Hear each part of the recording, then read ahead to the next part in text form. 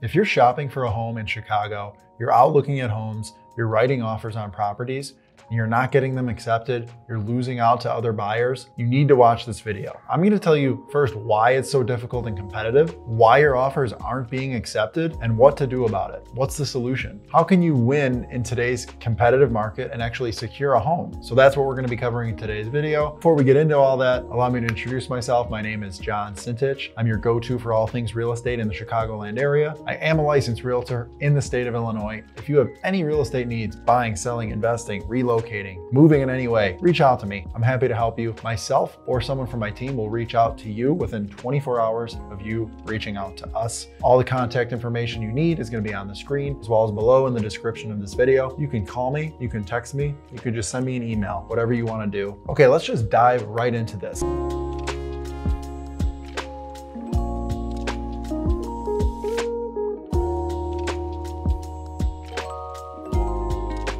So first of all, why is it so difficult to actually get an offer accepted? Why is it so competitive? We're not going to get super in depth with this because that can be a whole entire YouTube video in and of itself. And in fact, I've actually made separate videos that actually outline what's going on in today's market in Chicago. So I'll throw that up on the screen as well. You can check that out. Make sure you check that out because it'll give you more background on why this market is the way it is. But really briefly, we have a severe lack of inventory of available homes for sale in this country. In Chicago specifically, we are near all-time lows of available homes for sale yet again. We're actually down about 10% year over year from the same time last year of available homes for sale. So supply is very low. Now we've also seen demand for homes tick downward over the last year because of how high interest rates have gone. We went from 3 or 4% interest rates at the beginning of 2022. As of today, it's almost the middle of July, and we're seeing interest rates at 7+%. So demand has gone down. However, it's not gone down enough in order to feel like there's less competition, right? We're still seeing multiple offers on homes.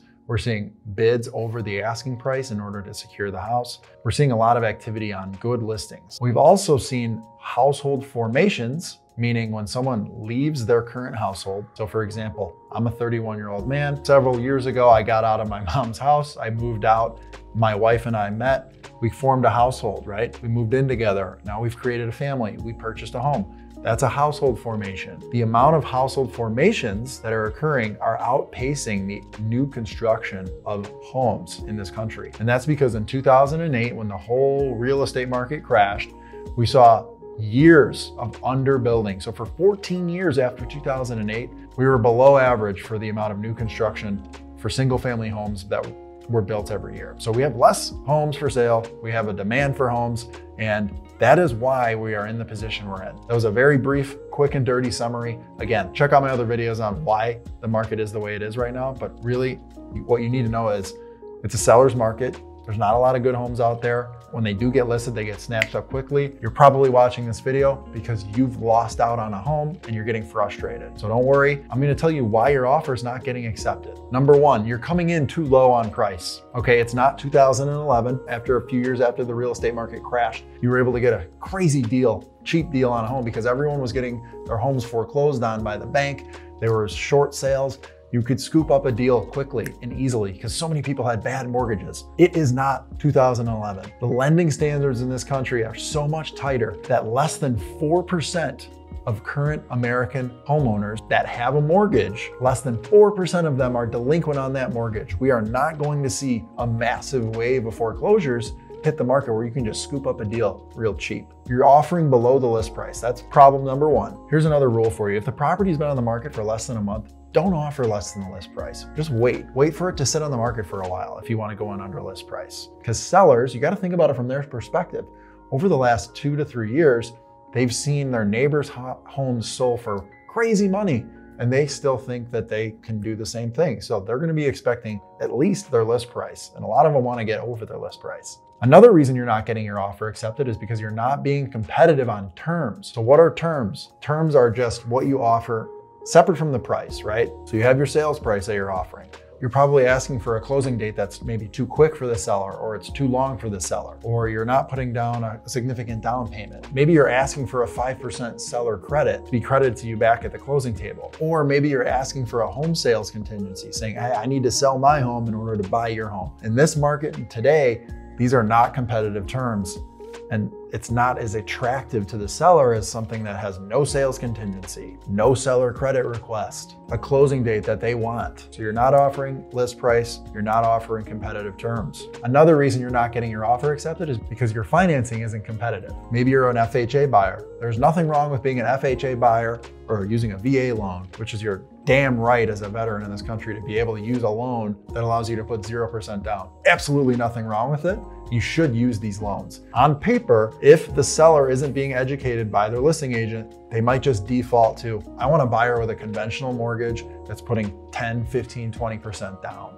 And maybe you're offering an FHA loan, right? I'm offering to buy your house. I'm getting an FHA loan and I'm putting 3.5% down. Here's the issue. When I'm listing a property and a buyer comes in and offers on that property and they're an FHA buyer and they're putting 3.5% down. If their lender calls me on the phone and says, hey, I'm representing John Smith. He's a great buyer. His finances look great. His income's verified. He's already been pre-underwritten. His assets are all recorded. There's no issues with his credit. This is an easy loan. What's the problem with a 3.5% down payment? Nothing. As long as that lender is on top of it and there's no issues getting this loan done, that goes a long way in helping you get your offer accepted with a low down payment and an FHA or VA loan.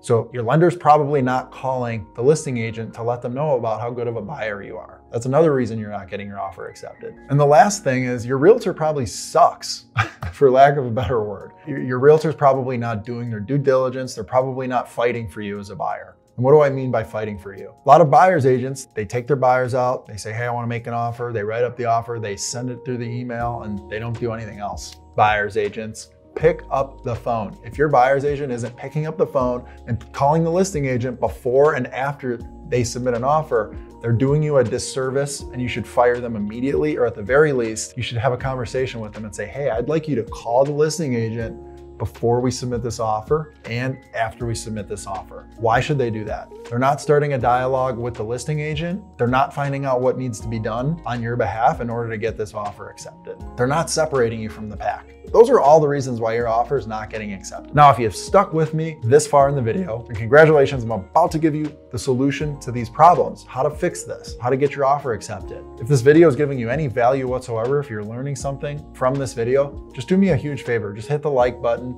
subscribe to my channel if you want more content like this. I put real estate content on about Chicago every week. So if you found this helpful at all, like and subscribe. Thank you. So here's what you need to do moving forward to get your offer accepted. For one, you need to offer the list price or over list price. If it's a new listing, if it's the first weekend that the property's been on the market and it's a nice listing, it's in great shape, it's got everything you want, you have to offer list or over list price to get the property. There's no other way around it. Sellers have the upper hand right now and they're gonna get their list price. So if it's not from you, they're gonna get it from someone else. Do you have to go over the list price? In some scenarios, yes, you do. In other scenarios, no, you don't. How do you know if you do or don't? Your agent has to pick up the phone and call the listing agent. So your realtor needs to call the agent and say, hey, how many offers do you have? Do you have a lot of activity on the property? Do we have to submit an offer by a certain deadline? If so, you're not gonna get the property under list price because there's all these other offers on it already. So you gotta get on the phone, or your buyer's agent's gotta get on the phone and call this listing agent. Number two, do your best to give the seller their desired closing date. Get your buyer's agent on the phone, ask the listing agent, when does your seller need to close? When do they wanna close? Then you give them that closing date. If it's within your ability to do so, you give them the closing date. Especially if you don't have to move before a certain time or after a certain time, and you're flexible with your closing date, it's the easiest thing to give to the seller. You're giving it to them. It's costing you nothing. As long as you don't have to move by a certain date, then you're just giving it to them. Okay, I give you your closing date. Number three, don't ask for a seller credit. You're not gonna get it up front. Again, let me preface this. This doesn't mean you can't get a seller credit. It just means you might have to wait till after your inspection to make a request. Up front, you're just gonna offer that list price and you're not gonna ask for a credit.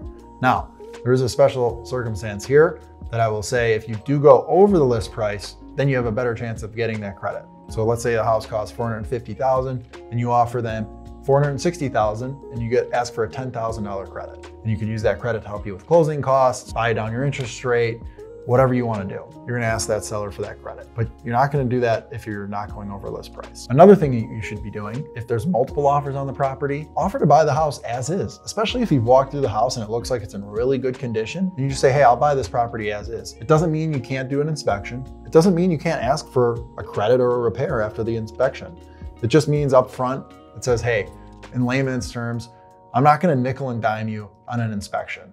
But if there's a really big problem that you discover on the inspection, you have every right within the stipulation of the as-is clause of the contract to back out of the deal or ask for a credit if you really want one. But up front, to get that offer accepted, you can offer as is to make it more competitive. Another thing that you should be doing to get your offer accepted is to have your lender call the listing agent on your behalf and talk you up, how great of a buyer you are, how strong your financial file is.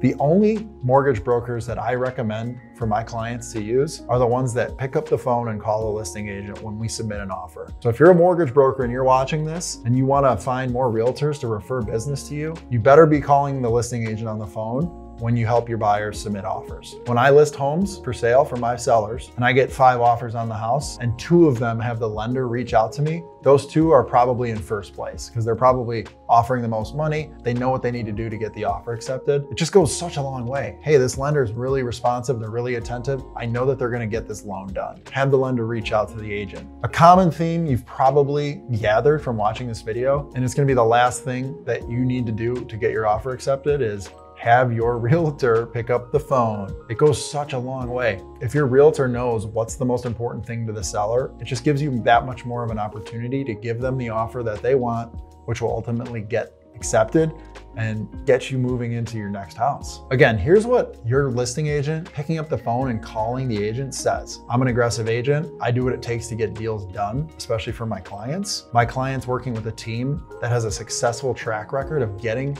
the deal to the closing table, because that's ultimately what the seller wants, is to close the sale of their home and get their money. So those are the things that you need to be doing to get your offer accepted. If you've had some issues getting a contract accepted when you're going out and you're looking at homes and you're writing an offer. I hope you found some value in this video. I really appreciate you guys watching, and I will see you guys on the next one.